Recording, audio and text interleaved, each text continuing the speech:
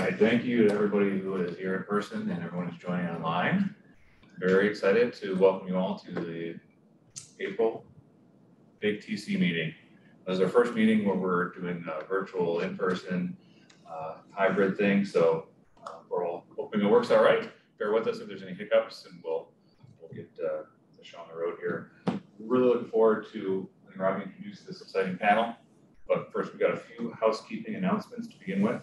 So you've all been on a webinar before. Please keep your mics muted. We'll do a Q&A at the end. And feel free to participate in the chat.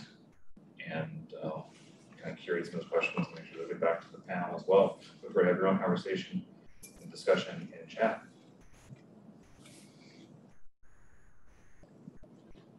We always like to start our meetings off with the agreement on antitrust, and just remind everybody that all big participants must operate under antitrust compliance, which means we're not going to engage in any activities that could result in anti-competitive activities and behaviors. So antitrust violations are those agreements that always or almost always restrict competition and reduce output. So as examples being price fixing, market allocation, bid rigging, and some boycotts. So I trust everyone is going to abide by those conditions, and thank you for joining. We got a little bit of heavy news to share next. Wanted to remember Kathy Bunyer. She was a big proponent and a participant back in the early days, and unfortunately passed away unexpectedly just right around Christmas time last year. It's been our first event getting back together to be able to honor her memory. So we wanted to just take a moment. I've got a picture on here. I don't even think she's in the picture in the foreground because she's taking it, but sponsored one of our early happy hours. And anybody who knows Kathy knows she was just full of energy and evangelist for intelligent buildings, and really cared about it with a lot of passion, and the same passion she seemed to bring to everything. I never met her family, but I feel like I did, because every conversation, every email had an update on what the latest grandkids are doing or what her daughters are up to, and so really felt close there. That's quite a loss that still a lot of folks in the intelligent building community are still working on trying to get past.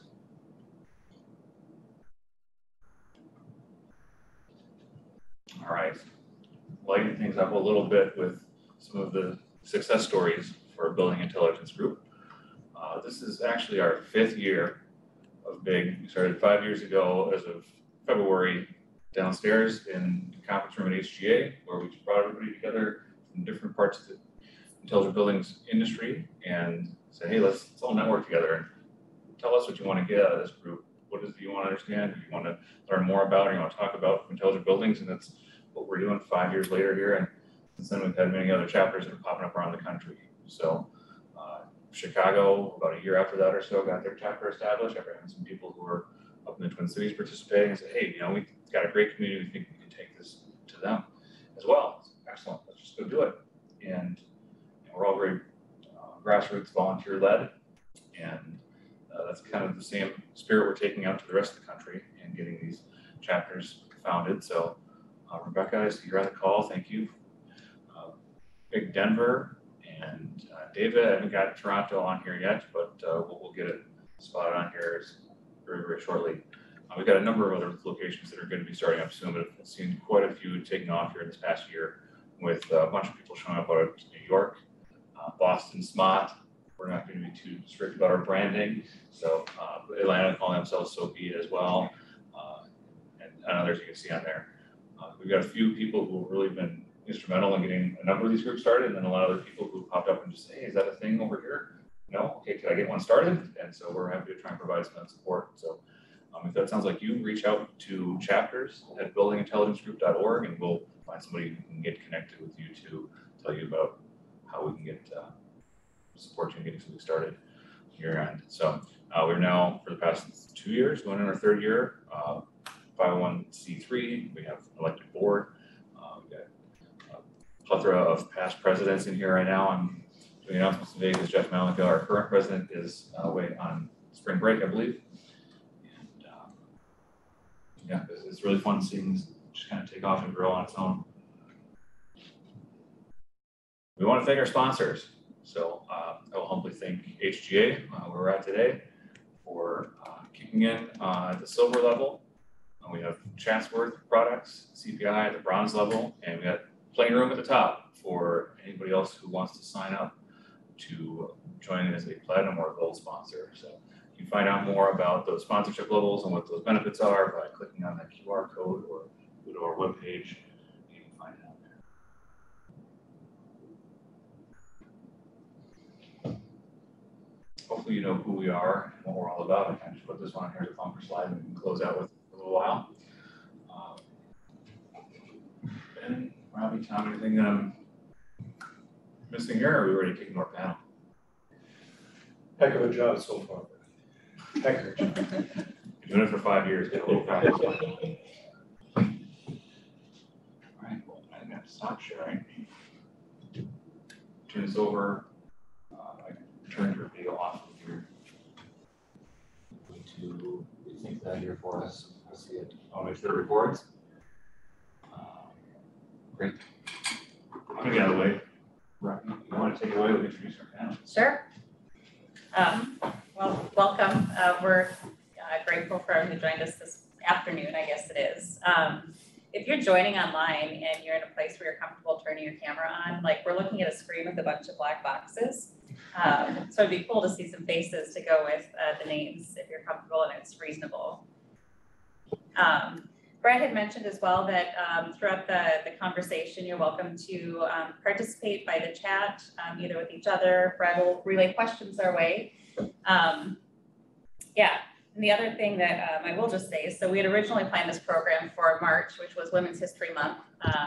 We had a scheduling conflict, and so we ended up bumping into April, but we still want to celebrate, even if it's a few days late, Women's History Month with this program. And so that was the intent of the program today, was to put together a panel of women who are influencers in the smart building space and are really helping pave the way and creating their own lanes and contributing to the smart building or intelligent building revolution, I guess we'll call it. So I will start. My name is Robbie Danko. I serve on the big board as the secretary. So I'm really happy to be here. I also serve on the program committee. So when we talked about getting this program together, I was really excited to actually see it happen. And so thank you to those members who helped contribute to identifying this panel of remarkable women. So I'm going to let each of them introduce themselves, a little bit about who they are and what they high level contribute to the intelligent building community. Well, first and foremost, thank you for having me here today. It's great to be with this group. I will admit I am not an engineer, and this will become very obvious in about 10 minutes. So, my name is Melissa Jancourt, and I'm the principal consultant of Worksite LLC. Worksite is a human-centric, research-based consultancy. Strategy is the core of our business. A little bit of my background: I've spent, the first several years of my career working within national and global architecture, engineering, and design firms. And over the last 10 years, I started to kind of question, how do we bring value? What does value mean these days, and how is it evolving? And so, I was able to combine something, the three things I love. I love design, I love research, and I love future thinking. So Worksite was really born out of that. My background, I've also worked across markets, whether it be in, corporations or, higher education, some retail, so cross markets, and also at all levels of government. So it's been a real, pleasure, and from Fortune 20s to, Fortune or startup companies. So it's been an exciting career. The other thing you might want to know about me is I also am a strong proponent of independent research. And so I've had I'm a proponent of research, and then even more so, a proponent of sharing what you know. Because right now our problems are becoming more and more complex, and this is not the time to harbor our information, plus it'll change in a few months. So I think this open dialogue that we're having here today is really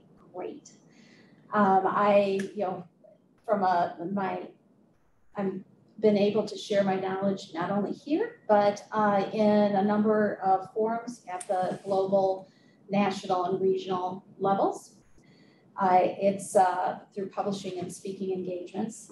I have had some great academic corporate partnerships in my firsthand research, and recent areas that have been exploring over the last few years was Gen Z, and not from the perspective of 5 generations in the workplace, looking at it from the perspective of how can we understand this generation in a way that maybe informs what our future or the necessary evolution that needs to occur, as a whole.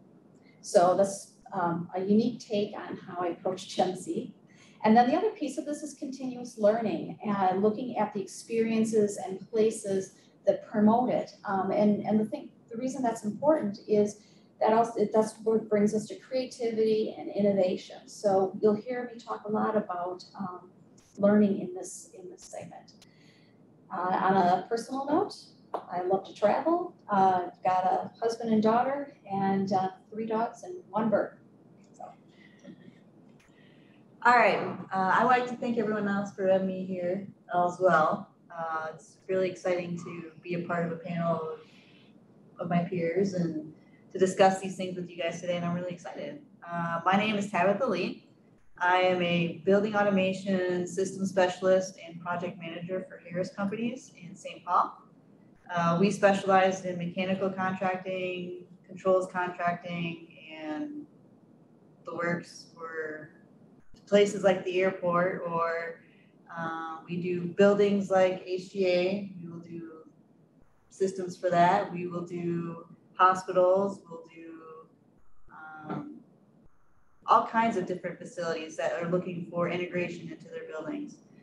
My background is with HVAC for about 10 years, and then prior to that, I was a service technician.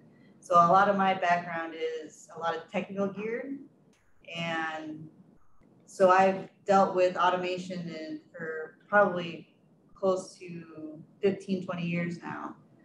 And to be part of making buildings smart now, not just building a machine to make a machine, but to actually take a building and integrate it with different concepts and make it a smart building to make users more comfortable or make users more efficient in their workplace is quite interesting, and I find it very fun to do on a day-to-day basis. Go with some personal things, of course. We do camping in the summer. We have a travel trailer. We'll do some camping, and I have 1 daughter. I have 3 cats, 1 dog. I don't have any birds. And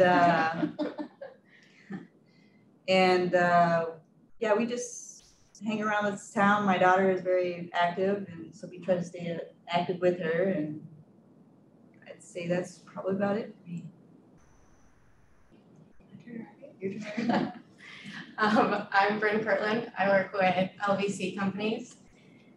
We are a low voltage of all things, I want to say, contracting company. We do fire suppression, fire alarm systems, security systems.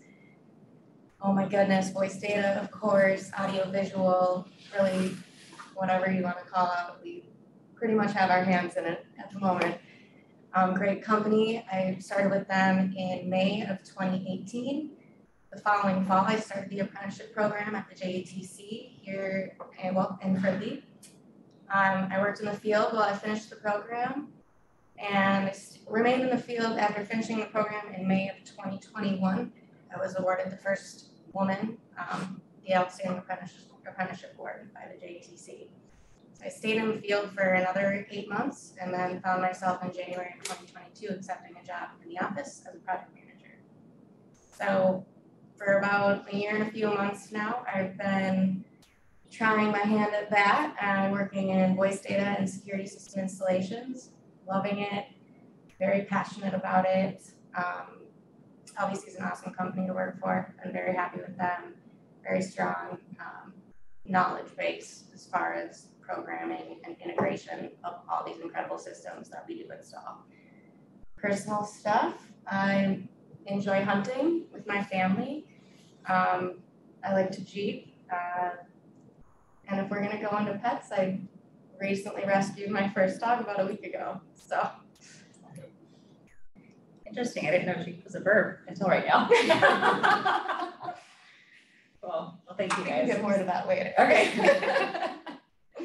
Awesome. So as we were preparing for the conversation today, we kind of really laid a path for 4 different categories to talk about. So we'll spend a little time talking about trends, current trends around smart building technology, providing some insight on things that maybe we're doing already that are smart or that are in the spirit of intelligent buildings that we're just not calling smart or intelligent. Really talking about then some of the adoption challenges that are out in front of us and ways to maybe look at overcoming them or at least knowing what they are. And then we'll wrap up with a conversation about what's next. So with that, I will open it up to Melissa, since she's our research aficionado. Maybe you want to just share some of your research that you've seen about trends where intelligent buildings are going, what you think is driving the need and desire for intelligent buildings. Okay, well, so I'm looking at three different trends. The first one, and probably the primary driver we're seeing right now, is automation. You know, we've all been talking about it. And you know, what I came across a statistic not too long ago that said that in the next, by 2025, 85 million jobs will be replaced, but we're going to create 95 million over that same time period. So what it tells you is that, you know, the idea of upskilling, continuous learning has got to be the core of everything we do.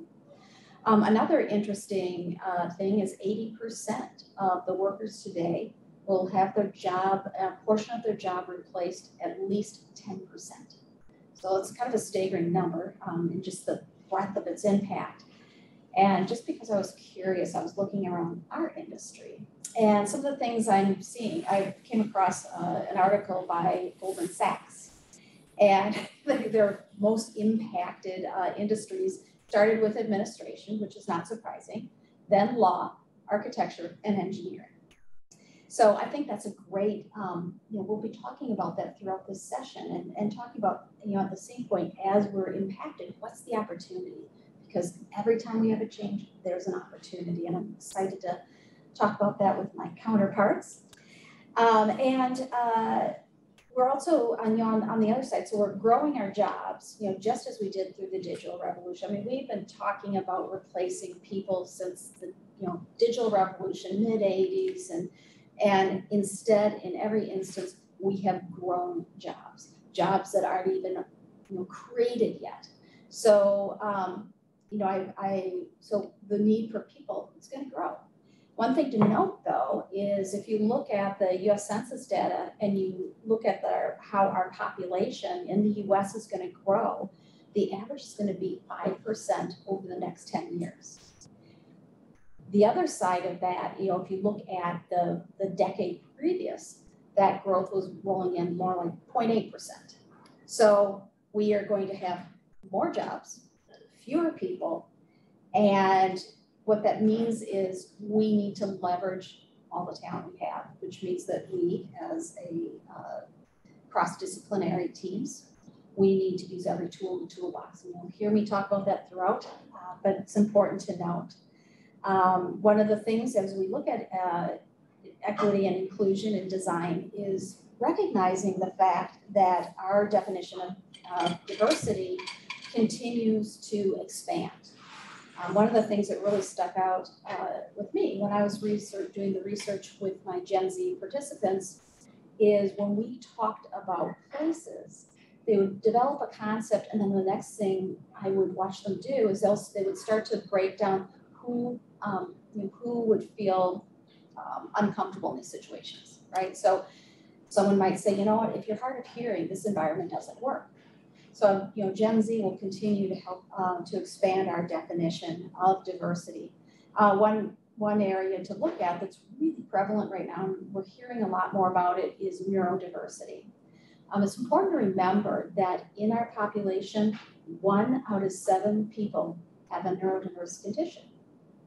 Even if you go beyond that, 30% of respondents reported having a negative experience in the environments that they work.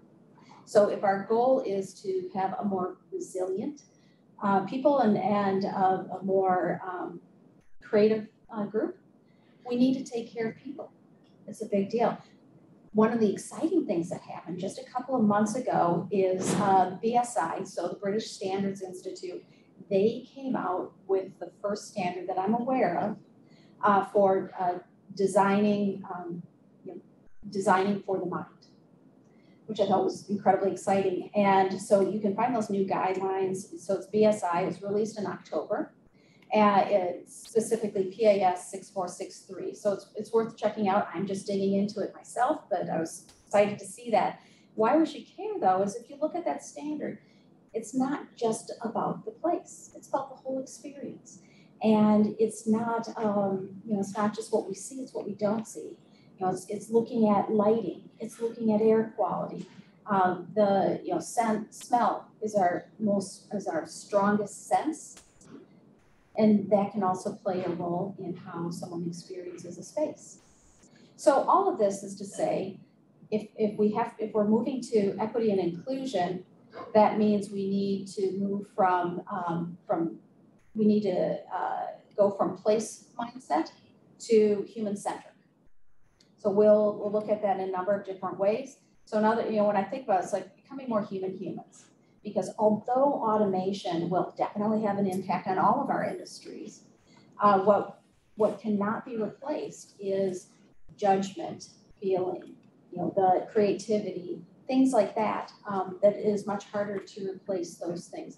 Humans will still remain at the core of problem solving is my belief. Let's see, the other thing to think about as we go to human-centric, that also means living in a prototype. And I believe the intelligent building community has a lot to offer in this area. And so I'm looking forward to having some conversations around that. But the idea that we're going to continue to accelerate faster and faster. We hear it all the time. But what that also means is we're going to evolve faster and faster and faster. In fact, when you look at generations, we are seeing the turnover of what is defined traditionally as a generation, which is usually a span of 15 years. That's going to go up to like 5 to 7 years. We're going to keep turning over. That's how fast we're moving. That also means that there's not a, we have to evolve with it. And we have to understand ourselves better. And by working together, we have the opportunity to do that. The other thing I think is interesting is the emerging players in this industry. So, we have what we're seeing and around this idea of human centricity is we're starting to see some existing players. So they've always been in the game, but we're seeing maybe a shift in some of the mindset and focus. So, let's say in real estate, it was oftentimes about metrics, and now they're they're moving from cost metrics to human metrics. We're of course seeing it in our architectural firms that are, that are building consultancies, within. You look at furniture. Furniture has always, produced research. The thing that's interesting is, as you look at the research, it's great to look at multiple points of view because you just step back and really understand what role do we all play in a human-centric environment. And then the other thing that we're seeing is new players coming to the table. So, I mentioned that we're building consultancies within some of the major architectural firms, but it's going from workplace practice to broader consulting. HOK is a great example. They've actually built quite a consulting practice, and they've been working on that for years. We're watching other major firms like Canon, who just acquired Blue Cottage to bring that consulting role into their firms.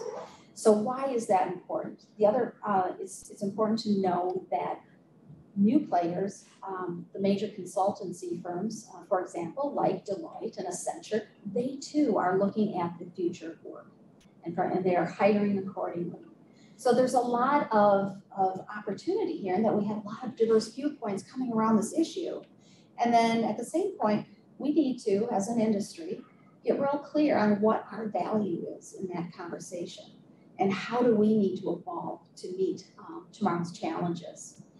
The other thing we're seeing in terms of competition is we're seeing much more network expertise. So if we look at in 2021, we saw a 55% jump in papers filed for new businesses.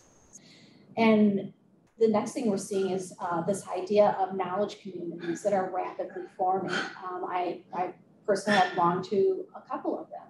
And one of the unique things that we're doing, or these knowledge communities are doing, is they're starting to compete against the larger players. And one of their advantages is hyper customization of expertise and team around the specific client challenge. So that's what I would say as far as the major trends. So new competition and players, the role of automation, the need to move towards human centricity. So. Yeah, to go off of your networking, back in the day for controls contractors, it was you had to make sure you knew all the ins and outs of what an air handler did or what a VAV did. Now, controls contractors are starting to work with the IT people and becoming the Internet of Things in their building automation footprint. So it's not just knowing the HVAC stuff anymore. It's knowing how networking, how port forwarding works, how talking to different protocols, how talking to things like JSON or HTTPS, how that is all playing into integration into the buildings now, so that way we can talk with all kinds of systems and have one main area that the building engineers can look at and say, all right, well, I can do this now, but looks like over here is the lighting's not right. So I can go over here, adjust the foot candles of the lighting controller and make it so it's a more pleasant area for them to see, because you didn't realize it was going to be overcast today. Here it is in Minnesota and it's raining in April and it's all dark and gloomy outside. We didn't realize we would get a foot of snow. We didn't realize we'd get a foot of snow. On April Fool's Day. With a hailstorm and a rainstorm. Yeah. Lightning storm. Yeah. It's been very exciting.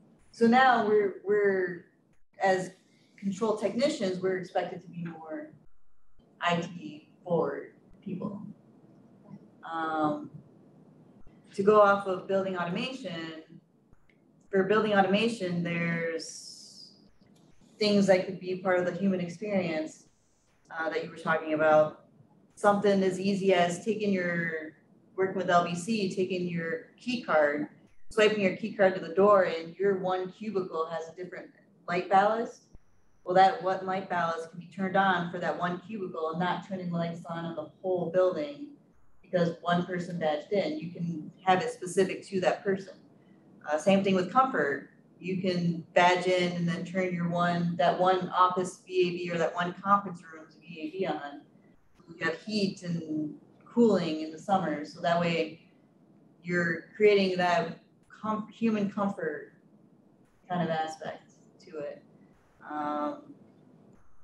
One of the things I think about as we were preparing is, the trend in a more collaborative just process, and not just isolating stakeholders, along the way, but getting everyone who's going to be putting work in place, who's planning work, who's designing work, getting the team together. And I don't know if Brenda, gonna be knocking stuff. Maybe some of your experiences where you're seeing some shifts in how you're delivering work because of the trends of the way work is being planned, or. Yeah, I think I brought up that typically as the security contractor or even low voltage, sometimes we're kind of the last people to be brought in per se when planning a project happens. And in my eyes, that's a little bit unfortunate because the systems that we do install do offer such a high level of integration and the ability to operate in these human-centric ways and provide all of these capabilities that we're kind of cutting them short in a way because the proper planning isn't happening between our stakeholders that, hey, we can work together on this and we can make it this much better. We can make it this much more attractive. And kind of to play off that goes back to, hold on, let me find my note here. The value proposition for needing to adapt. Kind of jumping around a little bit here, but I mean, we all lived through our wonderful COVID, correct? And we've seen what that's done to the workforce. And I'm sure quite a few of us have the question, what's gonna happen to all the office space, all these buildings? If we create this more human-centric space, this more comfortable work environment, people will wanna come back to work. And then we again have, more success, I think, as a whole, people being back to work, working together, being back in the same environment that has been so successful for so long. One of my friends, Kay Sargent, HOK, she wrote a great, she made a great post the other day, and she really nailed it. That when we think about office amenities, the people are now becoming the amenity. And so it's about how do you pull people together. And again, critical to that, as I said before, is continuous learning. So we really have to understand the need for predictability, which is, I'm hearing you and I talk about that, and with predictability, that's a surety and contributes to one's psychological safety. So it reminds me of Disney. Disney has a great experience design institute. What do you think the number one emotional target for Disney when you're there? You want to hazard a guess? Don't be shy. Okay, I'll tell you. Say any guesses in the chat? It's a surety. And the idea is that as you move through the entire experience going to a Disney amusement park, that you worry about nothing. They have an experience for if you lose your keys to the car. So everything works around that idea of predictability, as you two have, as both of you have mentioned. And I think kind of that plays to what Bryn was talking about is like the home office of the last couple of years. Knows what radio stations you like. They can put your grocery list together. They can, control the temperature, how you like it. So how do we make the office, the new kitchen table, but in a way that it really addresses the needs of the people who are working there? Well, and so critical to bringing people in, the new amenity, is you have to create places of belonging. So that means recognizing that we're a diverse workforce and we're doing very diverse tasks. And so there needs to be a place of belonging and offices that suggest that kind of congregation. Because it's not only in situations, but it's really important from a learning perspective. Because the key ways we learn is through observation, through overhearing, through expanding our social network. So don't just stick around in your department, reach out, and reflection. So taking knowledge that you just had and having a moment to reflect on it, because that's when you start to build on that knowledge and start to think in terms of innovation, creativity. Yeah. I know both Tabitha and Bryn have some pretty cool stories about projects that they've worked on that technically, fit the smart building mold. So I'll let them share a little bit about the different projects. One is a school and one is an airport. Yep. And just to talk about what they've done on those projects. And they're not being talked about as smart building or intelligent building projects. But when you listen to what's at the core of what they've done in those places, they truly are.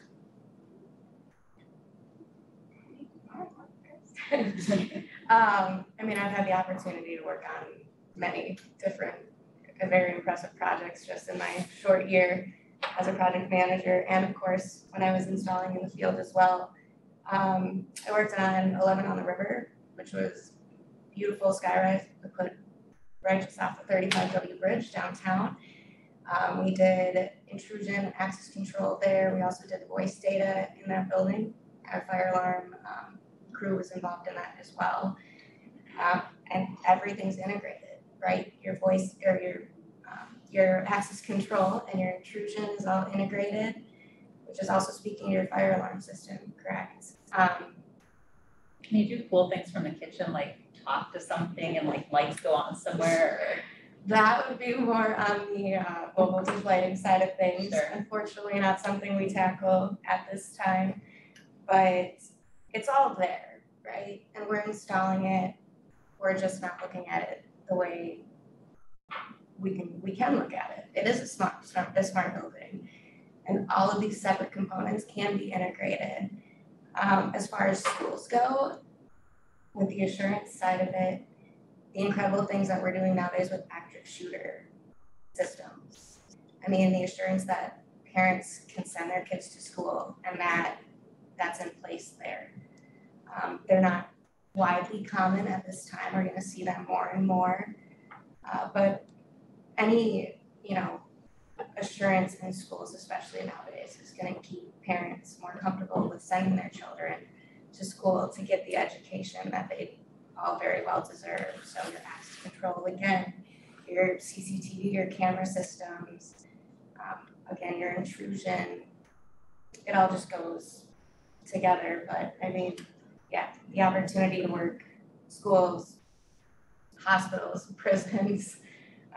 Hospitals are an even more interesting one because then you're getting into nurse call systems and lockdowns and code blues, all kinds of stuff. It's all there. It's all intelligent. We're already doing it. How can we make it better? Well, one of the things we talked about before as we were preparing for this is the opportunity to also understand the effectiveness of our design strategy. When I say our design strategy, the whole of us, right? And just the data that can be gathered, and the key is getting together around the right questions to ask. But are you seeing more of that, or? Yes, I didn't know how much on the spot. You gather data, or are you more just providing information? No, we don't really do either. We install and prevent is the way I want to put it. I mean, we're very preventative when it comes to LVC companies, what we do with fire and security. I think, yeah, I was gonna say, I think some of the things that I've seen, dealt with like, if there was an active shooter situation, it would activate the security cameras, which would then provide visibility, but all of that stuff is running through basic cabling systems. Yeah, programming, cabling. Thinking personal experience, my daughter was taking a math placement test in elementary school, and they thought they had an active shooter. So these kids are in the middle of taking this, really important test. The active shooter drills go up. My daughter's hiding behind the ball bin, and so those protocols are in place. But it seems like the improvements continue to come to make that not an issue. Because the thing that really blew me away is when they were done, they just wanted the kids to resume testing. Like, how do you think? How does a kid go from that to back to my test? So being more compassionate and some of the stuff you're talking about, it's great to see how it's developing from that perspective. Some intelligent building things that we have done. My primary customer is the Minneapolis-St. Paul International Airport. And one thing that they're implementing right now is called comfort point settings. And what that is instead of having every VAV controller being at a different set point and using extra heat or extra cooling, they're actually regulating how the VAV reacts with the air handler. So that way they can save on energy. So they are actually using the same equipment and saving money by using that equipment by doing this comfort point settings. Some people don't like it because they are cold and they don't like to be told to put more stuff on. But overall, it's been a very successful program. We've also worked on working on saving energy at night with the air handlers, where we'll take the set points of the static set points, so how much air is going down the line, we'll put that back a little bit, and then at night, there's less passengers. So they don't need to work as hard, the air handlers don't need to work as hard, because you don't need to put an occupied amount of CFM or flow into the space, you don't, because there's no one there to experience it. So they're actually saving a lot of money by putting in these programs to make the building more efficient in what it's doing with the equipment they've got now to replace it, because replacing it is very expensive. So the idea here is that there are technologies that really offer initial steps, you know, easily accessible. Yeah, and things like trends. We trend most points at the airport, so they can look at the trends and say, oh, well, look at this. We can save money or save energy by turning this down, and then looking at the trend data, oh, well, it hasn't really affected any system, so we're actually gaining on that. Another thing that they'll do is they've got electrical meters strategically placed out throughout the airport and like the main substations. So they'll take all the data from the electrical meters that they put in and cross-reference it to what Excel is billing them. So that way they can make sure that, you know, they're getting billed the proper amount of energy usage. And then within the parking ramps, I don't know if anyone's ever noticed, there's solar panels. So with the solar panels, they're taking in light and then converting that into energy. And that energy goes back to Excel, and they can measure how much they're actually putting back into the grid from these lighting panels on top of the parking ramps. So they have an active monitoring page of what is happening on those lighting panels. Well, it's, you know, when you think about you know, where we have a lot of our crossover, it's also the idea that what is good for the environment is also good for people. And so I think it's been great hearing about all these emerging and existing technologies being adapted. Yeah, and go with integration, like your cameras, we have some cameras at the airport that go on the boiler stacks. And so we look at how much of a plume is coming out from the boiler stacks to see if it's affecting the planes. So we can actually integrate with your cameras and show, all right, well, the building automation director or the plant assistant director can go in and say, all right, well, looks like this area needs to be lit up more, or this boiler is causing too much smoke, we gotta turn it down. And so we can actually integrate with your stuff and give a one complete package to the building engineer. So we have a one-stop shop where we take your stuff and then your designs and go, all right, well, this is a complete package. And if we get the companies to see that at an earlier part of the project, we can actually be more efficient with how we provide products to the end user. I mean, I think that that's an actually really interesting segue into adoption challenges, because I'm thinking about like sometimes, you know, smart buildings or intelligent buildings are in need because of the experience, the Disney experience, which happens a lot in healthcare too. You know, there's so much that's centered around the patient experience and the provider experience. But there's also then maybe the driver for it is I just want the building to run better, you know, and less about the user experience. So I guess here, so with the amount of integration that's already happening, like where are the missed opportunities, or what are the things that aren't being done, and some of the reasons behind it that are, I don't know if it's low-hanging fruit, but like the things that could be the next evolution? Well, I think getting companies like a Division 26 or a low voltage contractor. 27, 28. 27, Yeah. 26, 27, and 28. But don't tell Division 26 people that. All right, we don't tell them. So we get integrators like LVC integrated with, or talking with integrators like Harris and say, all right, well, what is your product capable of doing? And do it at the forefront, so that way when the building is being laid out, we can save money on laying all that infrastructure out at once instead of doing it at the last minute, which costs more. Well, one of the opportunities I see is kind of moving from having a bit of a mind shift, because we oftentimes treat these things as, tactics or add-ons, but really, it's an opportunity to, for integration, recognizing the interconnectedness of this. So let's say we get to, when we look at the why are we building this building? What behaviors do we want to encourage? How do we want people to feel when they enter? What does it mean to belong? And we start to look at that as a whole team, because we each have a contribution to make. And there are a lot of tools in that toolkit. And so I would like to see the design process more broadly integrated to include all of this expertise, because to your point, there's a missed opportunity. But if we can say, here's what we want to understand, and here we'll say, well, here's what I can do to help you.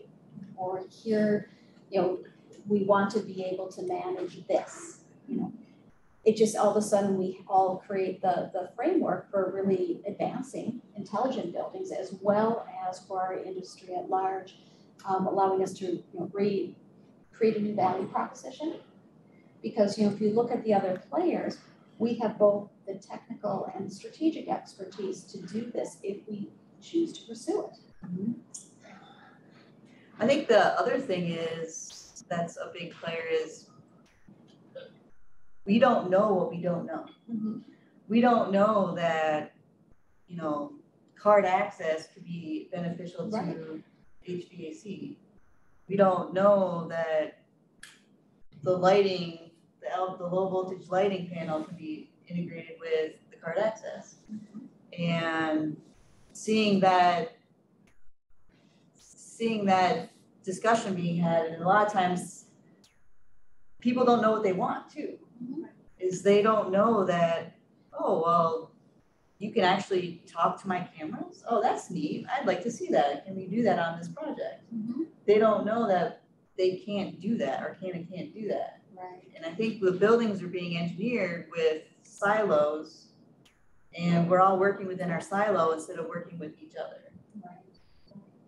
And one of the things I keep coming across in my research as we look at the advancement of technology, whether it be intelligent buildings or technology within the office space itself, is that we're beginning to see technology viewed as an equalizer of information. So it gives people access. If you talk to Gen Z, that was definitely a predominant theme. Looking at that. But I think, there's, we missed opportunity. We don't know what we don't know.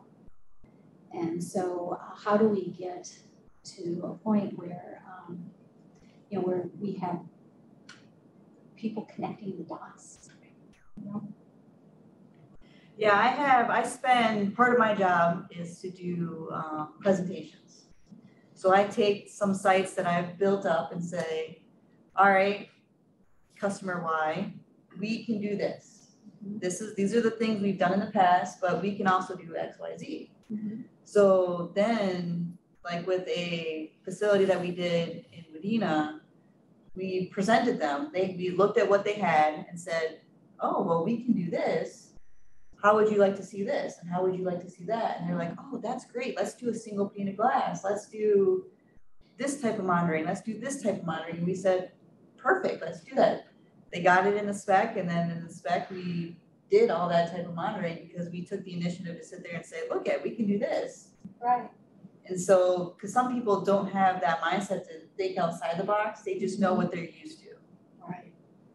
And I think that, looking at, being able to address, kind of the shared understanding, that shared framework of understanding and building a project, and part of that is education. Yeah, and a lot of times I get the comment of, I have no idea what you do, I just know it's voodoo. Yeah. So that's not very comforting when it's like, well, I actually do a lot of critical things. Here, let me show you what I do. Here, take a look at this graphic, take a look at this graphic. Right. And so if you don't know what I do, you don't know how to leverage what my capabilities are to make this building intelligence. Or why it should apply to you. You know, when you look at your broader objectives, how are you able to help reach those objectives with your knowledge? I think is a great opportunity. Mhm. So, and having the whole team centered around those. So we're all designing in lockstep to, you know, if our goal is, you know, connectedness, you know, we all can play a role in creating that. You know, it's a core emotional need. Mhm. So, we, you know, if you just look to the built environment, you're really missing an opportunity to really address that need in a very comprehensive and connected way. So in your opinions then, how do we start changing the way we're asking and who are the stakeholders, what they need and how they need it in a way that starts to change the narrative? And I guess what I'm thinking of is, you know, we spend a lot of time dealing with features, you know, physical things, and we spend less time talking about like how we actually want spaces to function or what people want from their spaces. So how do we and we start changing that conversation and asking questions in ways that come to outcome-based priorities versus feature-based priorities? For me, I think it's about getting, you know, having a deep understanding of the client's why. You know, so that's the, you know, building a building that is a, you know, it's a tactical decision. But what do you want that building to be able to do? Becomes, I think, a way that we can connect around. Mhm. If we designing from the why. Yeah, so what I do for the airport is I have a meeting every month with the users, so like the operators that are sitting in the control room every day using the systems. And I have a meeting with the engineering firm and I say, all right, what do you want? What do you see? What can we provide? And then I bring it up to the engineering firm and they just update the specs. So I'll show them a concept and say, all right, well, we can do this. This software is capable of doing this. Would you like to use that? Do you find that helpful? And then they put it in the spec and it becomes a biddable product. So it's using my imagination and the operator's imaginations of what we can do. They ask, can you do this? I'm like, absolutely. Right. Or I'm sorry, I that's not a capability of the system, but I at least give them opportunities to ask me those questions and bring it up to the people that need to know those questions, so need to know those answers, so that way we can change the building for the better in the future.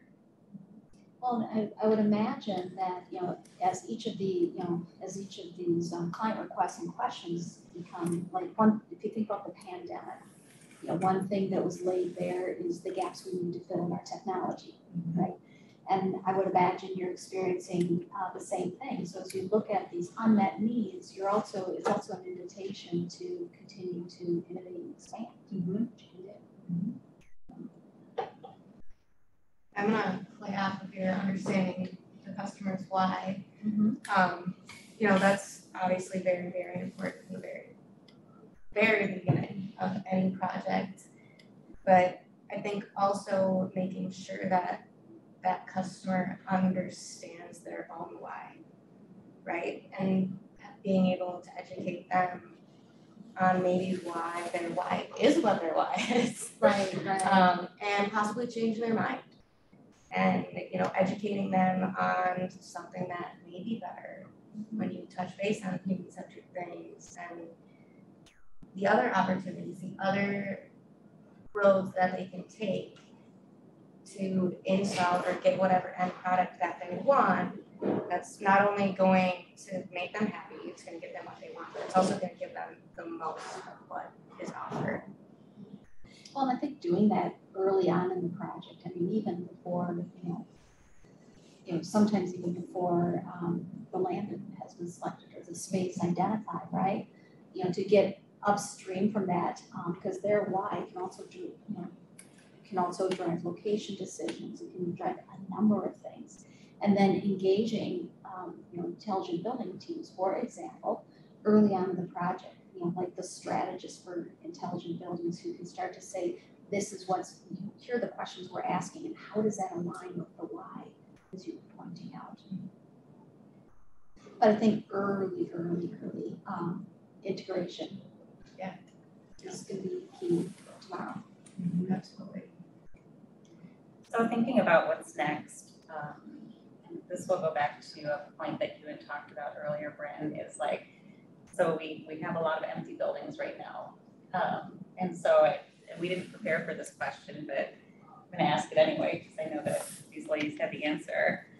I think about, the difference between creating an intelligent environment with something that exists versus like starting with something that's coming out of the ground, brand new.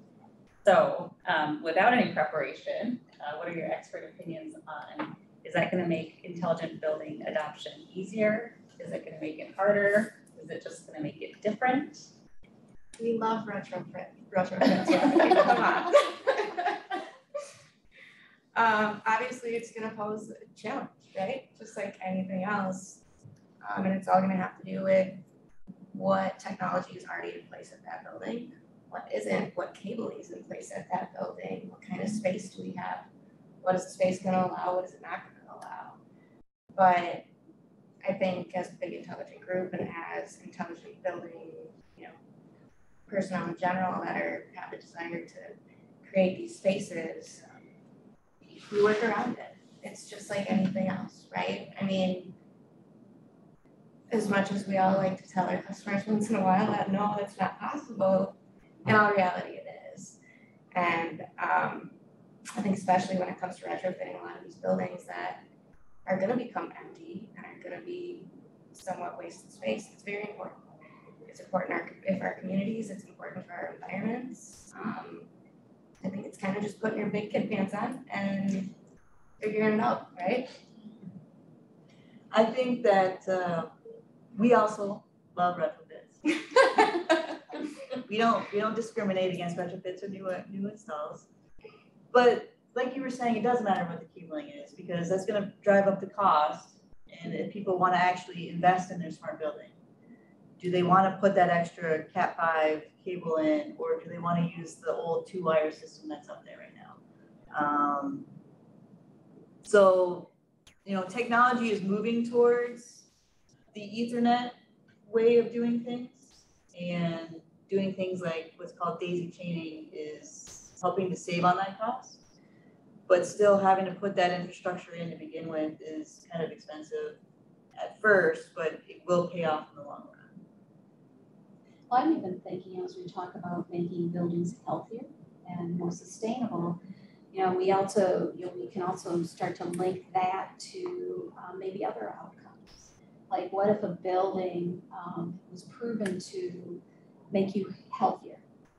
What could you ask for in a market when you have those kinds of metrics behind a building?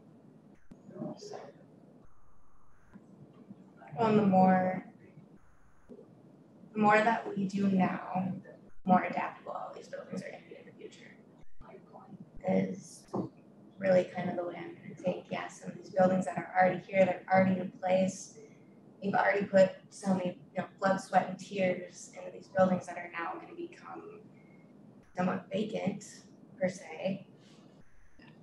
Maybe if we would have taken these steps from the very, very beginning, that building at this point would already have been more adaptable for what we want to use it now in the future for.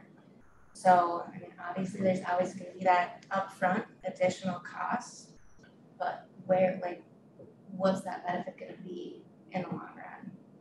And I think with everything we've spoken about today, we've made it pretty clear that all of this is very beneficial in many different ways. So I guess last question, we'll just wrap up with some final thoughts here. So from your perspective, what is it that you can do to help influence? And then do you have a challenge to the audience about something that they can do to help be part of the change in this intelligent building adoption process? Do you want me to start out? Absolutely. Take her away, Melissa. All right, I got it. From my perspective, it's having conversations like this. getting more diverse inputs around the table and really starting to, hash out how can we better work, how can we work together better than we are today? How can we grow to understand the opportunity and value that we're both bringing to the table? And I think more conversations like this have to happen, and it will only lead to, the betterment of humans. I think just collaboration.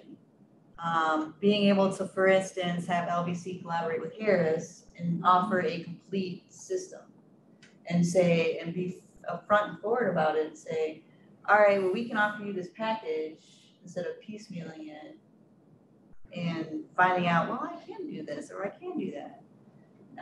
And showing the end user what is possible and being upfront and having these presentations that say, all right, well, your building could benefit from integrating with this, or your building could benefit from integrating with that. And these are the ways we can do it, and let's build a project. And then sharing that with not only just the customer, but sharing that with engineering firms or consulting firms and saying, you're building a building that is siloing these different entities, but in all reality, these entities can be all one, to be honest with you. I mean, there's no reason why we can't integrate with this or integrate with that. And just being upfront with not only just the end user, like I said, but being upfront with the consulting firms and the engineering firms and give them like a glimpse of what the future holds for technology. Yeah, I would have to, obviously say more conversations like these, of course, more wide networking between the different silos per se, because we are really operating as silos, and it doesn't need to be that way. It is better, it is more beneficial in the end game for our clients, for our customers, but I also feel like that knowledge isn't quite there at the moment, between the people that are running those different silos. Our technology is changing so often, so much, that it really takes, everything that we have in our own position to keep up on that constant change in technology. So for us to also learn, per se myself, the technology of what HVAC systems offer would be like, what? So really being able to sit down together, network, learn what we all have to offer as a team, as a whole, for our customer, for the end user, I think is going to be a good first step on getting us there. That person would like to see intelligent buildings become, basically another design discipline, that works in lockstep with the other disciplines. And so that would be my dream. And actually, I think that's where I started my conversation with Brad Colt when we met, a few years back. So, well, thank you for sharing your thoughts today. What I heard you basically say is think big and bring your friends along. Yes. You got it. Yes. Perfect. Cool. With that, I don't know if there's any questions for our panelists here at all, or anything that the group wants to share. Got one question from the audience, and it looks like Quinn had to step away for a second. She's not going to hear the answer. I'll relay it back to her. Randy mentioned, nurse call systems and being a life safety system. Wondering if there were any interesting automations that you've seen tied around that, and then there's a follow-up piece to that if there's any HIPAA concerns with how the information gets shared around dating within the healthcare environment. There's always HIPAA concerns in healthcare environments, of course. But as far as nurse call integration, there's always new technology coming out with that too, right? There's new manufacturers every day. As far as integration with that, nothing too drastically different than kind of your standard installation. We've seen integration where the call lights are integrated with other systems as well, whether it's fire alarm or kind of code blue type stuff where it's not just a panic or duress button, but they hit a different button and it's maybe a different color. There's hospitals, the healthcare systems, they all really do it somewhat different. So it's kind of all through for, but Anybody else have any thoughts on that topic? Open it up to anybody who wants to share your thoughts. Does, what we're talking about today, is it resonating with anyone? I mean, do you agree? Do you want to challenge? It'd be great to hear. No challenge there. I think just the whole silo discussion there. I worked with a consultant and they've just finally tacked on T to the end of MEP to offer T services as well, because it's always been MEP. And then, oh yeah, we do structured cabling over here too, which gets tacked on at the end, and there's not enough time and not enough budget, and everybody thinks it's just pulling a couple network outlets here to there and everywhere, but it's a lot more involved with that, a lot more involved than just doing that. So I think the acknowledgement of the technology side of the other disciplines and bringing us in right away, as important as heating and cooling and everything else in this day and age, I think is something that is getting better. I don't think we're there yet, but it's getting better. So. Yeah, this group's been chipping away at it for 5 years. Yeah, right. I know. It depends on what day you ask me. Yeah. Brady really touched on that. The low voltage contractors are often brought to the table too late to impact the outcome. And where outcomes based, just conversation you're having early on during the conceptual design, redesign phases, and you're not being brought in until we know where the walls are, we'll figure out where the TVs and computers want to plug in. You're thinking about this stuff from the wrong mindset. yeah, absolutely. I mean, the four-year project that I'm working on now, we were brought in 2.5 years into it. So footings, design, building is already all planned, ready to go. Money is spent, and now you need your security and low voltage package. Well, I think the budgeting issue is another reason why we need to add T, as you put it, to the as a discipline around the design table, because when you start to look at, it sound like broken record, but if you really get down to what the purpose is, so often I'll go onto a project and it's going to be any scope of work, but oftentimes you find that there's the project within the project. And I think when we're all talking about that as well, we can really leverage the opportunity and also create, spend the budget on the things that matter most. Not that it doesn't all matter. Well, and in all reality, save on some of that budget, right?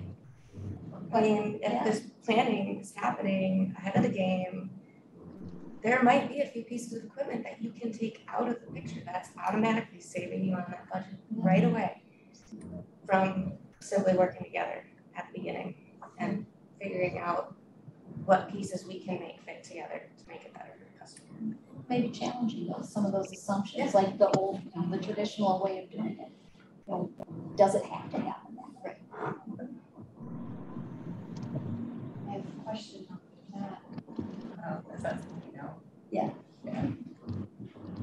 And for the data expert here, is there any data about how much people budget building smart buildings versus how much they should, and is there something that could build, Hello. support that? Good to see you. Well, good to see you.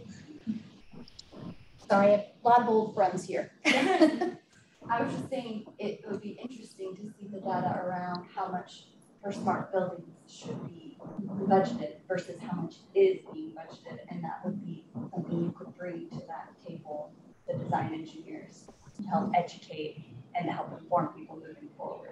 Well, and another great way to, tacking on to what you're saying is understanding that for every dollar we invest in well-being, we get a return of 5. So I'm also thinking about what the business case. for what you can do.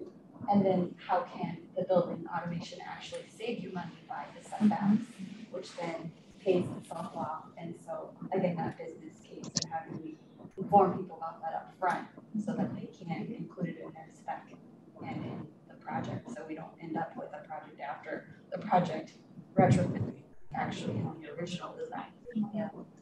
I think there's also a need to just be patient. I mean, this is going to be a huge learning curve, but it's an important one. We're going to keep asking a lot of questions as we do this, and it's a great opportunity to expand our own learning curve and just be effective together. Any Is there other? an online David question? has his hand up online, yeah, David. Yeah, that's great conversation. To bring the silos down, we are just like with the green buildings, we have LEED, we have green globes, we have WELL, we have Fitwell. So now we have Spire, and we have Smart Score, and we have the building intelligence quotient. So we have the technology to bring those silos down, to make the owners see the interoperability. So I'm just suggesting that that should be part of the the conversation moving forward. And we're working with the Green Building Initiative to support that. I think it's hard if you haven't got that incorporated early on, right? There isn't a line item on the pro forma for making the building smart. Right. And so, Especially on an existing building that you all mentioned this, and I've been doing this for 30 years, where you're trying to bring the owner and say, well, my Honeywell works, like why change it? Well, it's the interoperability that we can do. We also have now, with the COVID, indoor air quality. We have smart air filters. We have smart windows. We did a study on daylighting with how it improves productivity when you need natural light in the building. So all these things are available, but we have to bring the silos down. We also have to bring women's perspective, because if you get a whole bunch of guys like in this 30-year guys in the BAS industry, they don't see it that way. Well, I know where you can find spray. Thanks a lot. Thanks for joining us. Thank you. Thank you. sounds like we're just about ready to wrap. Yeah. Do you have closing words? A comment here, I wanted to make kind of an observation from what you're saying. Melissa, you're talking about turnover increasing at an increasing pace. Mm-hmm. And the pace is accelerating. Right. And Bryn, you mentioned technology is changing so much, right? That it's not just that it's going fast, it's going faster and faster and faster. And so I wanted to wrap us up with a recommendation.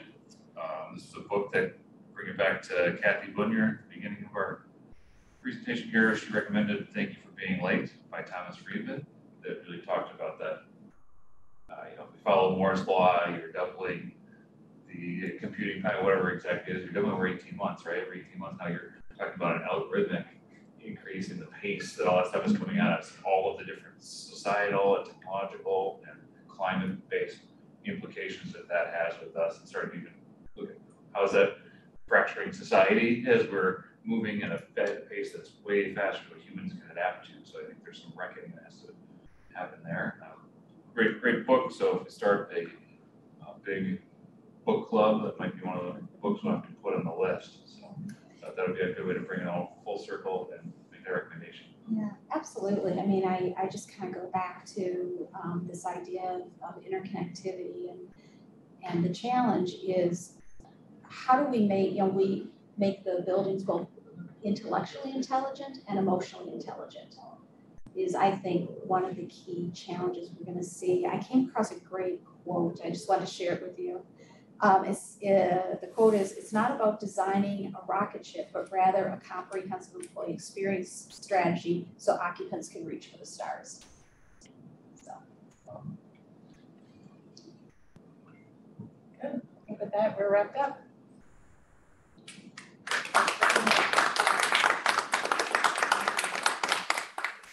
Very nice. And to our great moderator. Very good. Thanks so much. That was fun. And our first successful hybrid. You all.